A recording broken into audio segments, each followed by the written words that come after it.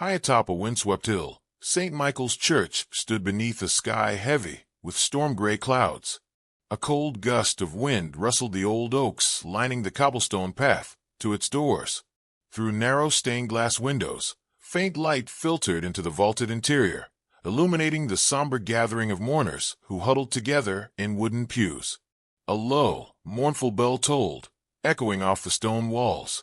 Men removed their hats, and women clutched black handkerchiefs, dabbing away silent tears. At the very front of the church, in a place of both honor and heartbreak, lay a polished mahogany coffin. Candles flickered along the altar, casting weak, dancing lights on the motionless wood. Beside the coffin stood Clara, the newly widowed woman whose entire world had shattered almost overnight. At her feet, ears alert and tail low, sat Lucky, a medium-sized brown dog with soulful eyes. Lucky had been part of their family for 4 years, ever since Clara's husband, Samuel, had rescued him from a storm drain on a blustery night. The dog loved Samuel more than anything in the world, but now that the man had supposedly passed on, Lucky's world felt strange, haunted by intangible dread. Clara rested a trembling hand on the coffin's smooth surface. The hush in the church grew oppressive, punctuated only by subdued sobs and the scrape of shoes against old stone. Lucky let out a low whine, nudging Clara's ankle, as if sensing her grief. His eyes kept drifting toward the coffin, or more precisely, to the shadowy corner behind it. Every time he looked, his ears perked, his stance rigid with attention. Clara whispered, "Sure boy, it's all right." But Lucky whined louder, then rose onto all fours, pointing his muzzle insistently at the coffin. People murmured, "The dog seems so agitated. He's probably just mourning like the rest of us." Yet the dog's behavior was too insistent, almost frantic. Lucky barked once, a sharp, echoing bark that broke the uneasy stillness. Clara's sorrow-worn eyes flicked down, and she tried to quiet him, but the dog squirmed from her gentle hold.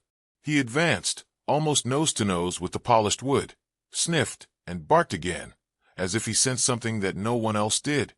Those who had come to pay respects exchanged looks of discomfort. Madame Rose, an elderly neighbor, pressed her trembling fingers to her lips. She was known for her deep religious faith and her sensitivity to spiritual matters.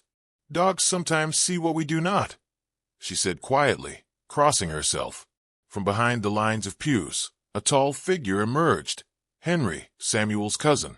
He wore a sleek black suit, but there was something tense in his posture, something almost predatory in his eyes. He strode forward to Clara, laid a hand on her shoulder in what was supposed to pass as compassion, and spoke in a voice carefully modulated to sound caring. "Clara, my dear, you look exhausted. Let me handle any concerns. It's best we proceed with the burial as planned." Clara stiffened. Henry had a reputation around the village for being cunning, especially where money was concerned. Why was he so eager to rush everything? Why did he keep clearing his throat nervously every time Lucky barked? Lucky barked a third time, stepping closer to the coffin, scratching at the polished surface as if to dig through it. The dog's agitation was no longer just a passing concern. It had become the focus of everyone's unsettled attention. 3 days prior, the village had awakened to the shocking news that Samuel, robust, good-natured man in his early 40s, had been found dead under mysterious circumstances. According to Henry, who had come forward with the information, Samuel had collapsed late at night in the fields. He was found unresponsive, and a local doctor supposedly signed off on his death from a sudden heart attack. No formal autopsy had been conducted yet. The rural area often lacked thorough forensic resources, and if Henry had offered money to expedite the process, no one would have raised an eyebrow. However, a few of Samuel's closest friends, such as Matthew and James, found it peculiar that a perfectly healthy man had died out of nowhere. Clara, racked with grief, clung to the dog for comfort. She and Samuel had no children, and Lucky had become their surrogate child. The dog followed them everywhere, on walks through the orchard, to visits at the local cafe, and even on trips to the neighboring town. Whenever Samuel lay reading on the couch, Lucky would curl up at his feet. If Clara was in the kitchen baking, Lucky would sit watch at the threshold, tail wagging patiently. As the funeral drew nearer, The dog's strange reactions to Samuel's absence grew stronger. He would stand at the bedroom door, growling at nothing in particular. At night, he would rest his muzzle on Samuel's empty side of the bed, let out a trembling whine, and pace about. It was as though Lucky was searching for his master in every corner of the house. On the morning of the funeral, while Clara was choosing her black dress, Lucky bolted out the front door. He made straight for the church, ignoring Clara's frantic calls. Neighbors who saw him said that the dog looked panicked, as though he was trying to warn someone about something. By the time Clara arrived at the church, Lucky was already inside, weaving between pews, sniffing every surface, and ultimately settling near the coffin. Now, within the pews, the dog's senses seemed to have locked onto something intangible yet distressing. Clara, devastated but also unsettled by her dog's odd insistence, reached down to pat his head. Lucky whined again, more forceful this time, scratching at the coffin. Some of the villagers gasped at his audacity. It was almost taboo, in their eyes, for an animal to disturb a coffin. Henry cleared his throat, stepping toward Clara. He lowered his voice, but everyone nearby could catch bits of his words. "You know about the debts, Clara. Samuel owed a considerable sum. I'm doing this for your own good. We need to sell your house to pay off everything." Clara's eyes flashed with anger, though fresh tears still streamed down her cheeks.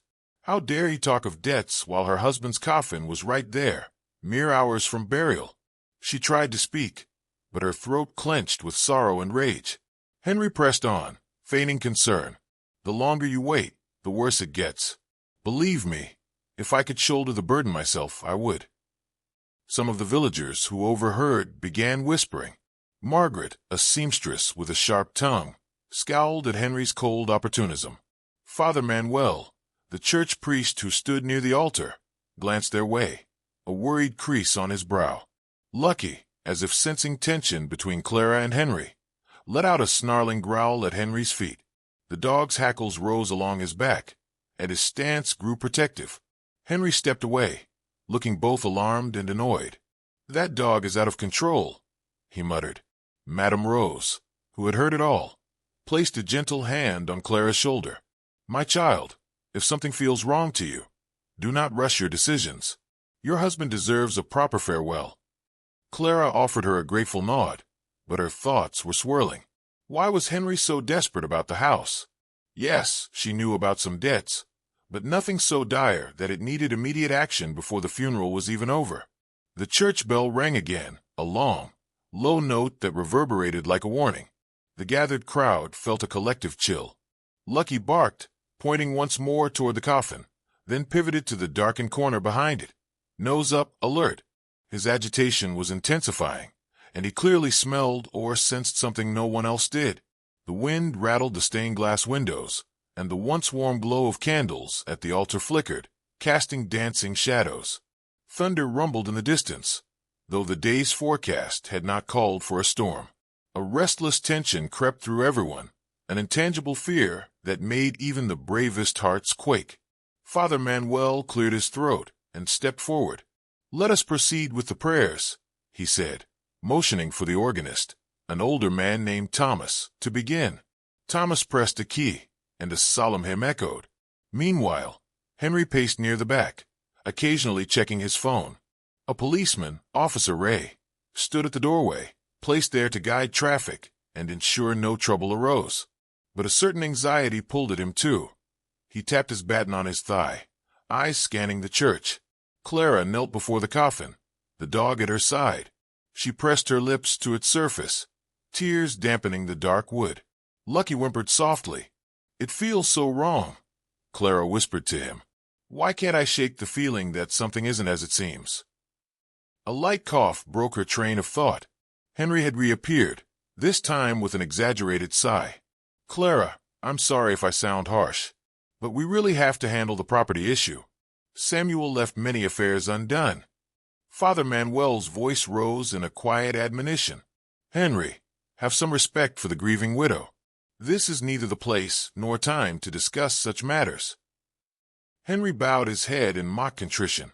"I mean no disrespect, Father, but the clock is ticking."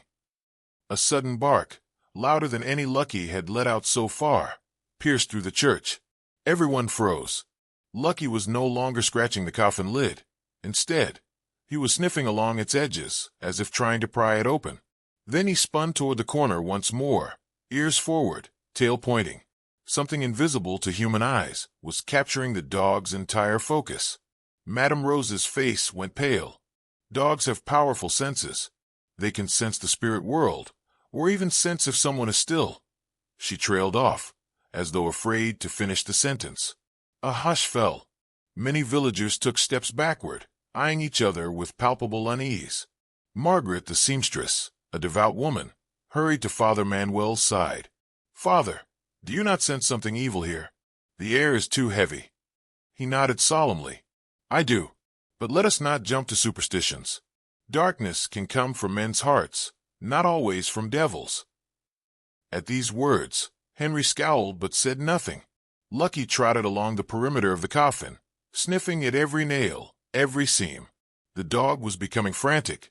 He let out a high-pitched whine that reverberated in the hush. Then his entire body stiffened. He sniffed along the floor, all the way around the coffin, and stopped at the corner where a dim, flickering candle cast elongated shadows. Suddenly, he whirled around, as though hearing something inside the coffin. The dog bolted back to Clara, grabbing the hem of her black dress with his teeth, tugging her toward the coffin as if to say, "Look, look, there's something wrong." Clara's face was streaked with tears, but now a new emotion glimmered in her eyes, doubt. She pressed her hand against the coffin's side, leaning her ear near the wood. She heard nothing at first. Then was that the faintest knock. She jerked back, startled, nearly stumbling into Henry's arms. "Careful," Henry hissed. "You're letting a dog's behavior trick your mind." She blinked, uncertain whether she had imagined the sound. "It can't be," she murmured. Father Manuel quietly stepped over, placing a hand on Clara's shoulder. "Let us open our hearts to the truth, but let us be sure of what we do." A sudden hush blanketed the chapel. Then, in that amplified silence, there was another knock, a soft but distinct thud from within the coffin. Several people jumped. An older woman shrieked, dropping her prayer book. Lucky barked, tail pointing stiffly at the coffin's lid. Henry rushed forward, a wild look in his eyes. "Stop imagining things. It's the wood settling. Mahogany can make strange sounds as it adjusts to temperature." Margaret, eyes wide with fear, whispered to the seamstress next to her, "I've never heard wood settle like that. It's like someone tapping for help." Tap, tap, tap. 3 distinct taps came now, louder than before. A chorus of gasps, screams, and frantic prayers erupted. The organ music stopped abruptly. The organist pressed the wrong key in shock, producing a dissonant chord that added to the chaos. Lucky bounded forward, placing both front paws on the coffin. He let out a sharp bark that sounded almost triumphant, as though to say, "See? I told you something was wrong." Clara's heart pounded so violently she thought it would tear through her chest. She exchanged a terrified look with Father Manuel, and then with Margaret, who had tears streaming down her cheeks. Madame Rose stepped forward, wringing her hands. "Father, we can't bury him if—" She couldn't bring herself to finish, but the meaning was clear. Could Samuel still be alive? Henry's face twisted in a mix of panic and fury. "Listen to yourselves. You're all letting superstition get to you. No one is alive in that coffin. I saw him dead with my own eyes."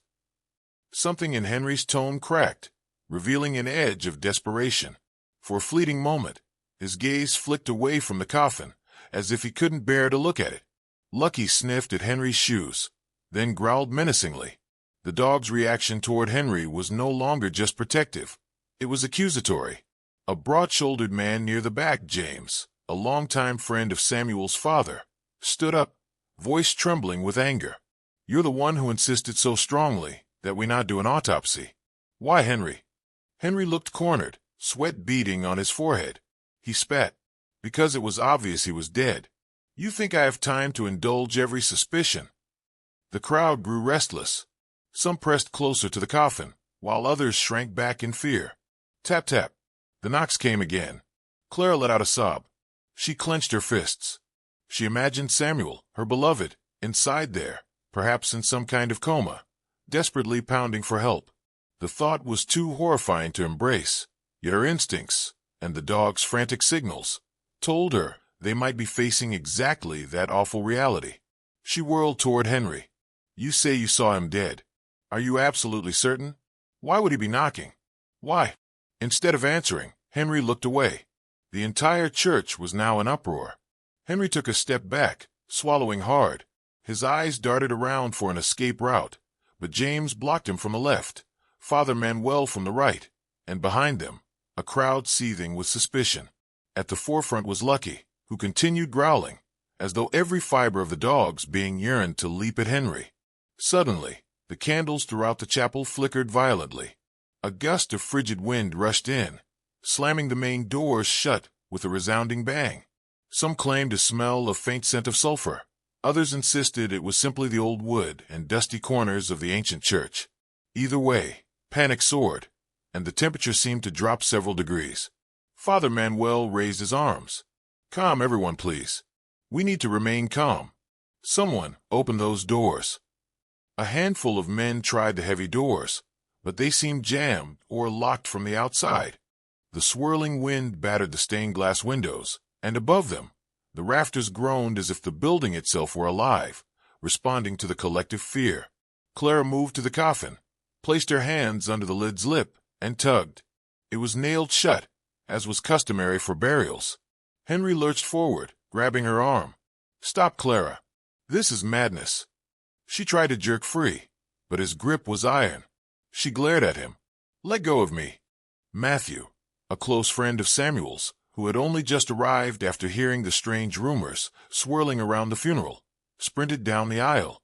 "Let her go, Henry." He shoved Henry aside. Lucky growled, teeth bared. Clara pressed down her panic and demanded of Henry, "What are you so afraid we'll find?" Henry's face turned ashen, but he remained silent. In the hush that followed, the group around the coffin heard another sequence of distinct thuds, 4 in a row. Each one sent shivers through everyone present. Suddenly, the side door of the church burst open, letting in a spray of rain. A man in a soaked overcoat stumbled in. Esteban, the local forensic technician, struggled to catch his breath. "Stop the funeral," he shouted, voice echoing. "I've just reviewed the paperwork for Samuel's death. There's a huge discrepancy. The signature on his death certificate is forged." A collective gasp erupted. Henry froze, pure terror etched on his face. Esteban marched down the aisle, ignoring the outstretched arms that tried to grab him with questions. He reached Clara, Father Manuel, and the coffin, panting as though he had run all the way from the station. The hospital records show no official pronouncement of death by any licensed doctor. The signature belongs to no one on staff. Clara felt the ground sway beneath her. "So you're saying..." Before she could finish, another round of frantic knocks from inside the coffin made her knees buckle.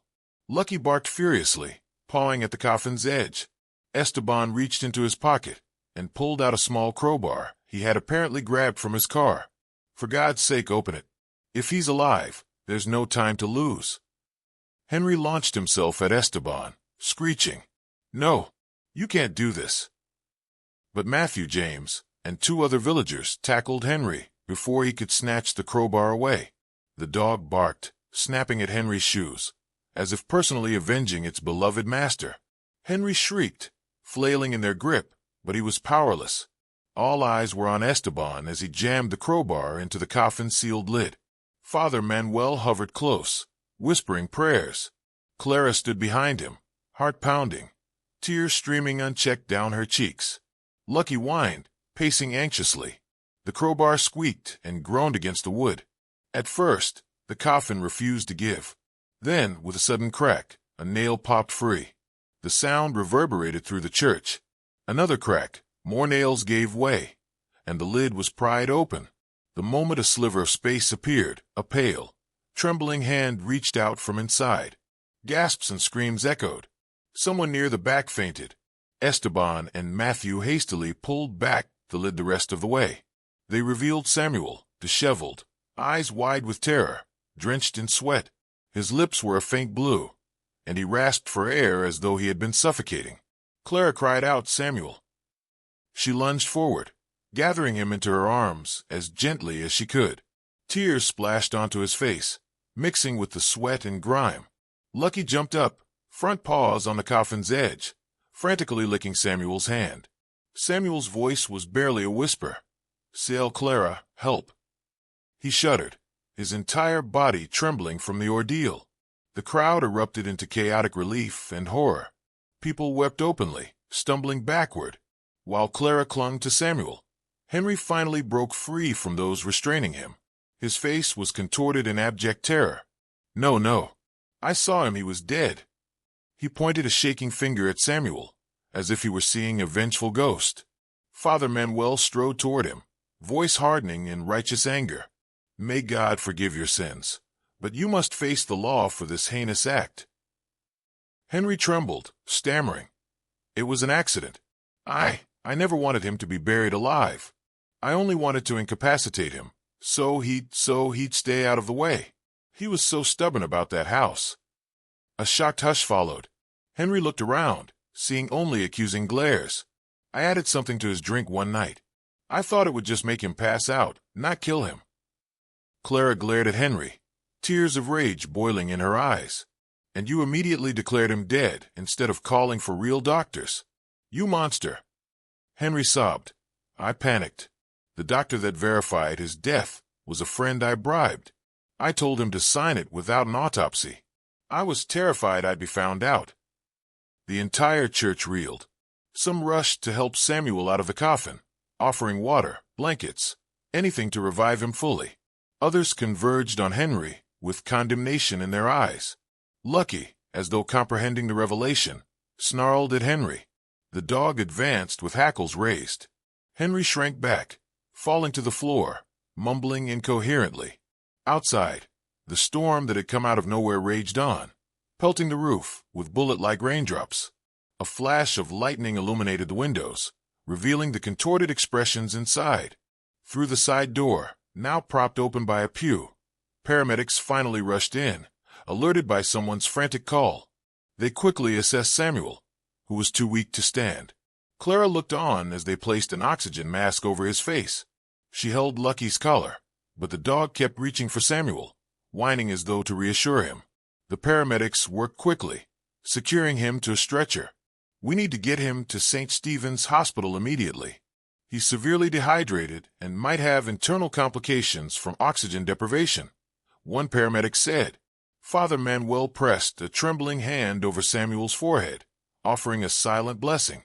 Meanwhile, villagers parted like the Red Sea to allow the stretcher a path. Henry, arms cuffed by two officers who had forced the church doors open from the outside, was dragged past them. Officer Ray read him his rights. Henry's eyes flitted between the coffin, now splintered open, and the dog that continued to glare at him with unwavering hostility. "I didn't mean," was all he managed before Officer Ray shoved him forward. The policeman's face was grim, tinted with disgust. Clara walked beside Samuel's stretcher, holding his hand even as the paramedics hustled him into the ambulance.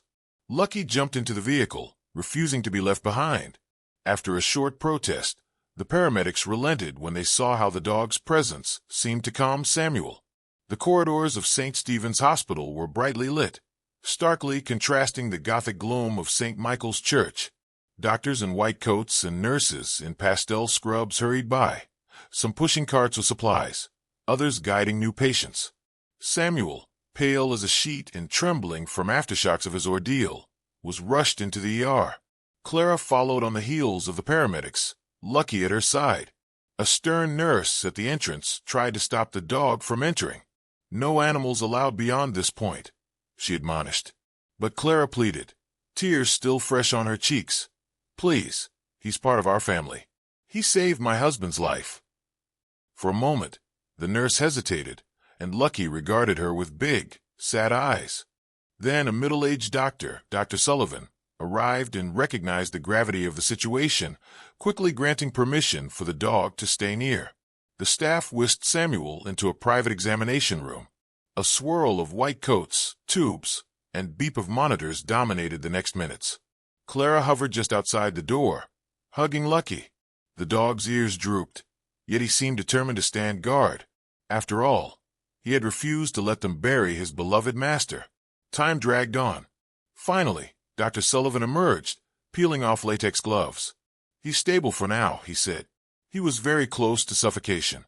Another hour or two, and it would have been too late. Clara pressed her lips together to stifle a sob. Lucky leaned against her leg, tail wagging slowly, as if sensing the relief. "We've put him on 4 fluids," Dr. Sullivan continued. "We'll keep him in observation for at least 48 hours. Clara closed her eyes in silent gratitude. "Thank you, Doctor, thank you." Lucky became a fixture in Samuel's hospital room, perched at the foot of the bed, rarely moving except to lap up the water Clara offered. The dog's presence seemed to soothe Samuel, who drifted in and out of troubled sleep. Sometimes he'd cry out, hands shaking, reliving the horror of waking up in darkness, nails scraping against the coffin's interior, oxygen growing thin. Clara comforted him, tears glimmering in her eyes. "It's over now. Lucky and I will never let anything like that happen to you again." Samuel's voice, raspy from thirst, emerged between gasps. "I was aware the whole time. Tried to scream, but I was so weak. I heard you, Clara. I heard Lucky barking. I just couldn't make anyone hear me until you pried open the coffin." At this, Lucky nuzzled Samuel's palm, whining softly. If a dog could cry, he surely would have. Samuel mustered a faint smile. "You really saved me, boy." The following morning, a swirl of anxious family friends, Matthew, James, Margaret, Madame Rose, and even the local policeman, Officer Ray, arrived to check on Samuel's condition. They all brought a sense of renewed hope. Now that the shocking truth was out, the only question remained. Why had Henry done it truly? Had greed alone driven him to such a vile act? Or was there more? Within days, local authorities uncovered a web of deceit orchestrated by Henry.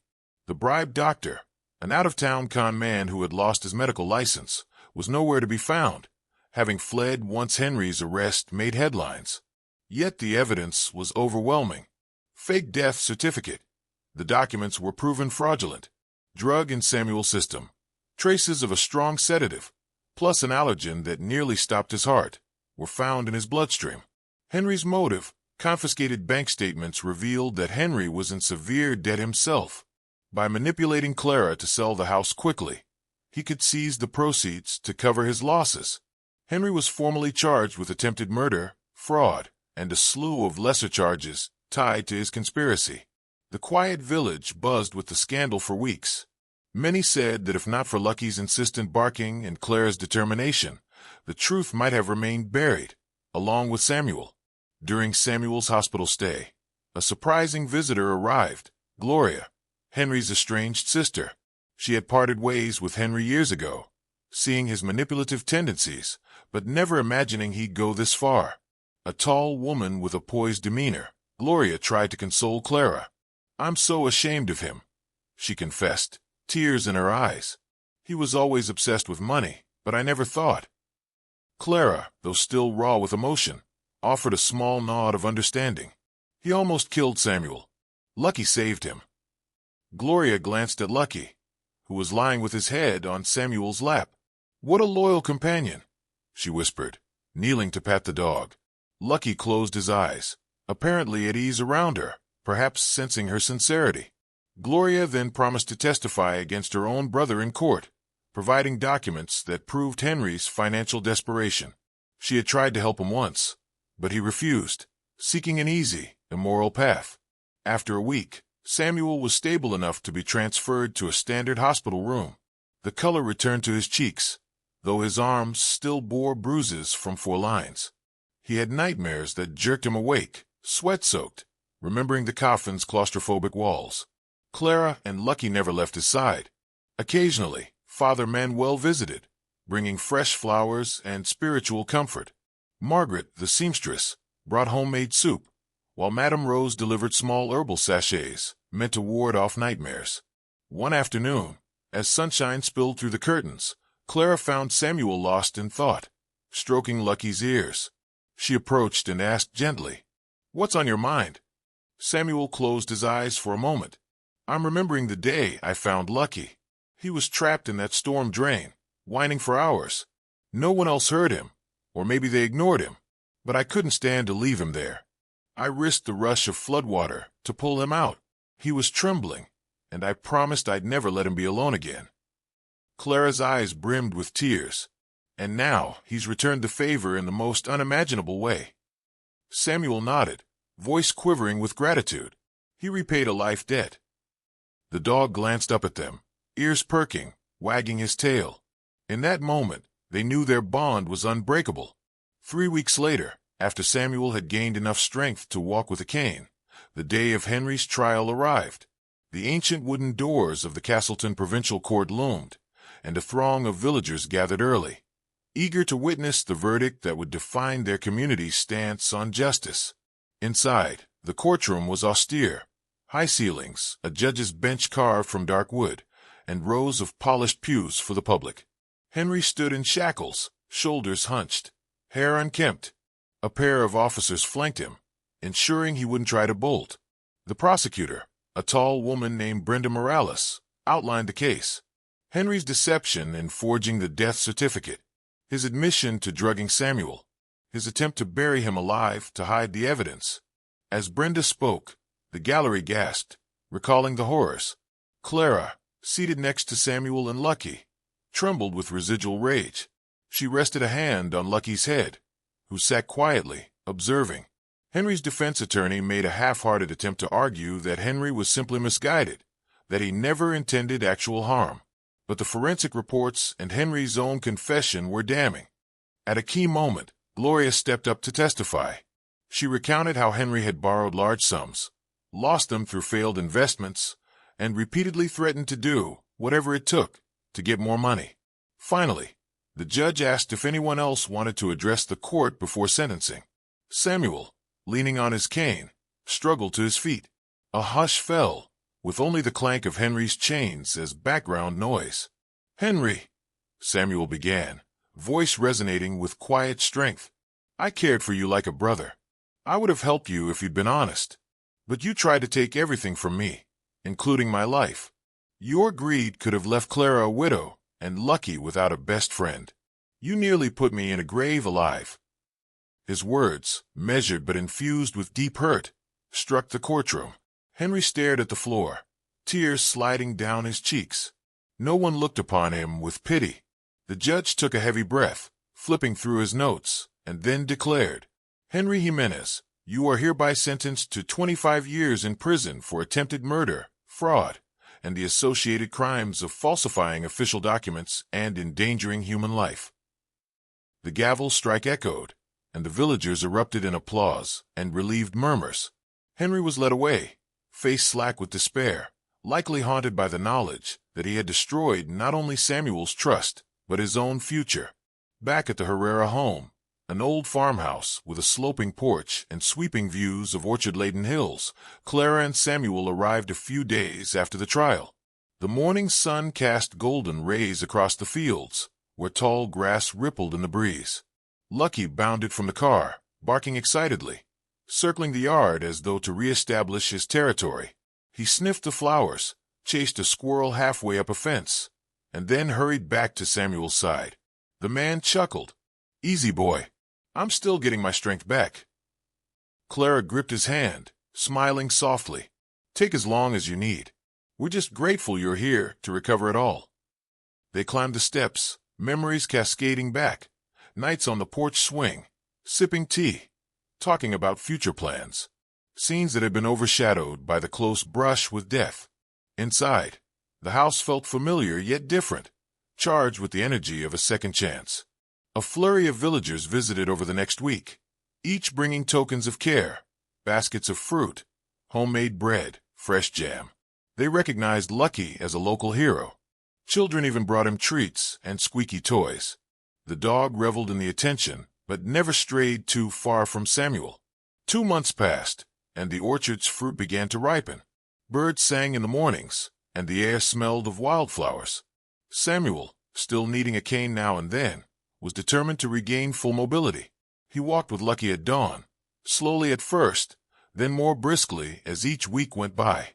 One day, as Clara was weeding the garden, she spotted a figure approaching from the main road. It was Gloria again. She hesitated near the gate, unsure if she'd be welcome after all that had happened. Clara waved her in. "You stood by us during the trial. Please come in." Over tea, Gloria expressed her sorrow once more, explaining she was set to move to a different region, far from the scandal Henry had caused. "I just wanted to say goodbye properly." Samuel joined them, Lucky at his heels. He gave Gloria a measured but kind look. "I appreciate your honesty in court. That took courage." She inhaled, tears glistening. "I wish I'd done more sooner." Before she left, she bent down to pat Lucky, who licked her hand. He always seemed a good judge of character, and there was no aggression or suspicion from him now. Time marched on. Summer gave way to crisp autumn. The village bustled with excitement for the annual harvest festival, held in a meadow behind St. Michael's Church. Fresh produce, homemade crafts, music, and dancing filled the day's itinerary. This year, the festival took on an extra layer of celebration. People felt a renewed sense of community after uniting against Henry's treachery. Clara, wearing a pale green blouse, helped set up a booth for baked goods. Samuel, leaning less on his cane, guided visitors toward barrels of apples. Lucky trotted around, occasionally stopping at booths where friendly villagers offered him scraps. Near midday, Father Manuel said a blessing over the gathered crowd, referencing the miracle that had saved Samuel's life. Then Margaret insisted that the entire community give a round of applause for the dog hero. Lucky tilted his head, unsure why everyone was clapping, but barked enthusiastically anyway.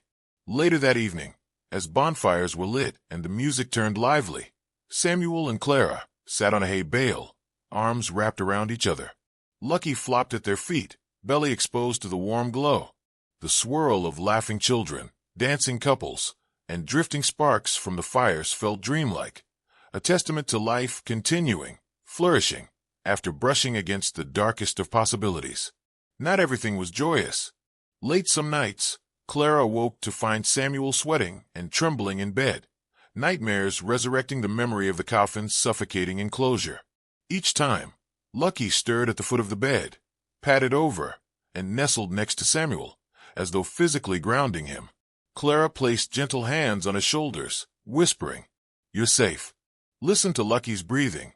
Listen to my voice." Gradually, the nightmares subsided. They never fully disappeared, but each time they receded faster, replaced by the comforting presence of a loyal dog and a loving wife. One afternoon, Madame Rose invited Clara and Samuel for tea at her quaint cottage on the village's outskirts. Her home was a clutter of religious icons, dried herbs, and crocheted tablecloths. Lucky roamed around the living room, sniffing at baskets of lavender. As they sipped chamomile tea, Rose confided softly, "I've always had premonitions. The night before the funeral, I dreamed of a dog scratching at a coffin and, behind him, an angel. I believe that was Lucky's mission, to guide you to the truth." Samuel and Clara exchanged looks. They weren't overly superstitious, but after everything that had happened, they couldn't completely dismiss it. Rose winked. "You can call it divine intervention or mere animal intuition, but either way, it saved Samuel's life."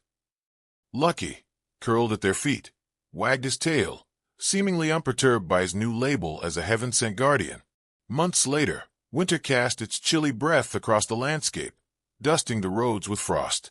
One bitterly cold morning, the postman delivered a letter to the Herrera home. The return address, Blackwood Penitentiary, Henry's place of incarceration. Clara opened it in the kitchen, hands trembling. She read it silently, lips set in a thin line. Then she passed it to Samuel. Lucky, picking up on the tension, whimpered softly. In the letter, Henry apologized, or tried to. He wrote that prison had forced him to confront his demons, that he recognized how monstrous his actions had been, and he asked for forgiveness. "I know I can't undo what I did," he wrote, "but I beg you not to hate me forever." Samuel's face was expressionless as he finished reading. He glanced at Clara. "He could have killed me," he murmured. "I'll never forget that. But for my own sake, maybe I should forgive." Clara's eyes teared up. "You're a better person than he ever was. If forgiving him helps you heal, then do it. But don't let him weasel his way back into our lives." Samuel nodded, hugging Lucky around the neck. "I owe this dog more than any man can repay." Spring arrived with gentle rains and a riot of wildflowers. By then, Samuel no longer used his cane, moving around the orchard like he once did. He and Clara decided to create something positive out of their ordeal, a small animal rescue on their property, in honor of Lucky's heroism. They partnered with local vets and volunteers to provide shelter for stray dogs and cats. As news spread, families started showing up, hoping to adopt or donate. The orchard rang with the sound of wagging tails and meowing kittens. Lucky, the official ambassador of the rescue, greeted newcomers with doggy grins and polite sniffs. One day, a man named Gerard arrived with a malnourished stray dog he had found. "I heard what happened here with Lucky," Gerard said. "Figured if anyone would take good care of this fellow, it's you." Samuel accepted the dog, gently stroking its dirty fur, remembering all too well how Lucky once needed the same kindness. "We'll get him cleaned up, fed, and find him a loving home," Clara assured Gerard. Thus, the orchard turned into a haven of second chances for both animals and humans. Families from nearby towns visited regularly, drawn by stories of a dog who saved its master from the grave. About a year after the horrific funeral, a hearing took place to finalize Henry's appeals. The judge upheld the original sentence, having found no credible reason for leniency. Clara and Samuel, though they did not attend in person, received updates from the district attorney. Knowing Henry remained behind bars gave them closure and a sense of security. Meanwhile, life brimmed with blessings. The orchard produced a bountiful crop, and the animal rescue thrived. The local newspaper ran a feature story, "Lucky the Miracle Dog, a Symbol of Hope." Villagers who once whispered rumors about ghosts and curses now recognized the real miracle. Unwavering love and loyalty can triumph even over mortal danger. On a warm summer afternoon, the Herreras hosted a celebration at their orchard. Long tables were set under blooming apple trees, covered in white cloths and laden with dishes. Homemade pies, roasted vegetables, grilled meats, fresh fruit. A small band played cheerful folk tunes. Children chased each other, and the dogs from the rescue frolicked about, delighted by the attention, and scraps sneaked under the table. Father Manuel, Madame Rose, Margaret, James, Matthew, and dozens more attended. Even the policeman, Officer Ray, took a break to share in the festivities, recounting the story of Lucky's heroic barks to wide-eyed children who listened as though it were a fairy tale. Clara, wearing a simple sky-blue dress, walked among the guests, refilling drinks, exchanging laughter and warm hugs. Samuel, dressed in casual slacks and a white button-down, stood beneath the shade of an old oak tree. Lucky remained at his side, tail thumping steadily on the grass. As the sun dipped below the horizon, painting the sky in shades of orange and pink, Samuel called for everyone's attention. "I want to thank you all for standing by us when we needed it most," he began. "None of this," he gestured to the orchard, the rescue, the tables of loved ones, "would be possible if not for your support, and, of course, if not for Lucky." Cheers and applause erupted. Lucky pricked his ears at the mention of his name and barked happily, as though to say, "You're welcome, world."